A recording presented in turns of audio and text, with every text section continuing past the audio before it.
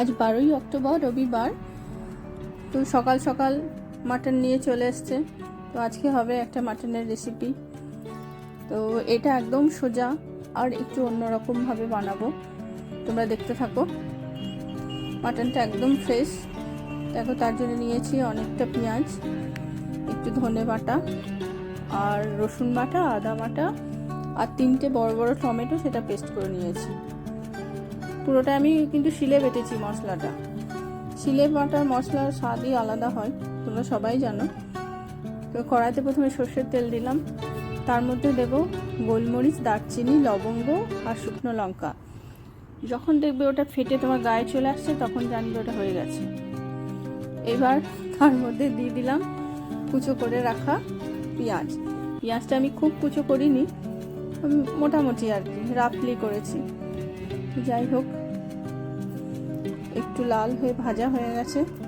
এর মধ্যে দিয়ে দিলাম মাটনটা। এর মধ্যে কোনো কিছু দেওয়া নেই, না নুন না হলুদ, কিছু দেওয়া নেই, শুধু মাটনটা দিয়ে দিলাম। এবার এটা ভালো করে কষতে থাকবো।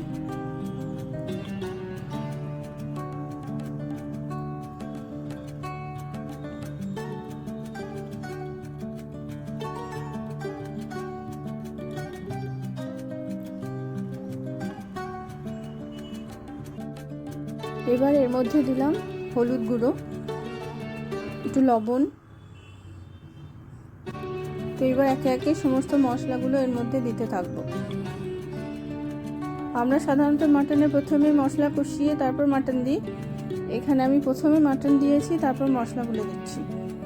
এবার দিলাম একটু কাশ্মীরি লঙ্কার গুঁড়ো, ধনে বাটা, আদা বাটা, রসুন বাটা,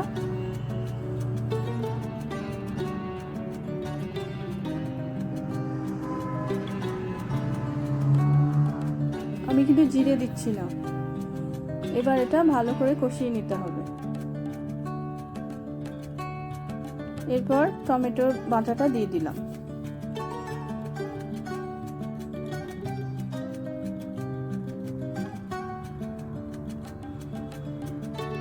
দেখো কি সুন্দর তেল ছেড়ে গেছে। আর একটু লবণ লাগবে, তাই আমি আর একটু লবণ দিলাম। ওটা ঢাকা দিয়ে রেখেছিলাম, এবার ঢাকাটা খুলে দেখছি যে সুন্দর হয়ে গেছে, তেল ছেড়ে গেছে, প্রায় সিদ্ধ হয়ে যায়। এরপর দিচ্ছি এর মধ্যে কাঁচা লঙ্কা আর ধনেপাতা।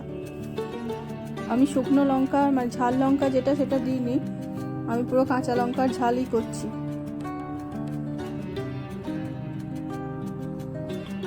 তো এবার এটা ভালো করে নাড়াচাড়া করে, দেখো সুন্দর তেল ছেড়ে গেছে। এবার আমি জল দিয়ে দিলাম, জল দিয়ে ঢাকা দিয়ে দেব। ওই 15-20 মিনিট কি ম্যাক্সিমাম আধ ঘন্টা মতো হলেই, একদম আঁচ কমিয়ে দিয়ে আধ ঘন্টা মতো হলেই হয়ে যাবে। এবার ঢাকা দিয়ে দেব।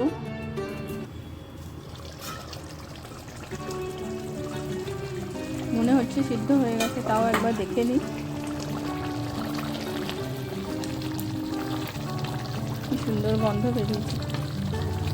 আহা, এই যে এটা আমার ফেভারিট, এই নল্লিটা আমি স্রুট করে টেনে খাই। একটা সলিড মাংস, এটা সিদ্ধ হলে জানবো সবই হয়ে গেছে। হ্যাঁ, সুন্দর, দেখো কাঁটা চামচটা পুরো একদম ঢুকে যাচ্ছে, ভেঙেও গেল, একদম নরম হয়ে গেছে। এবার এটাকে বন্ধ করে কিছুক্ষণ ঢাকা দিয়ে রাখলেই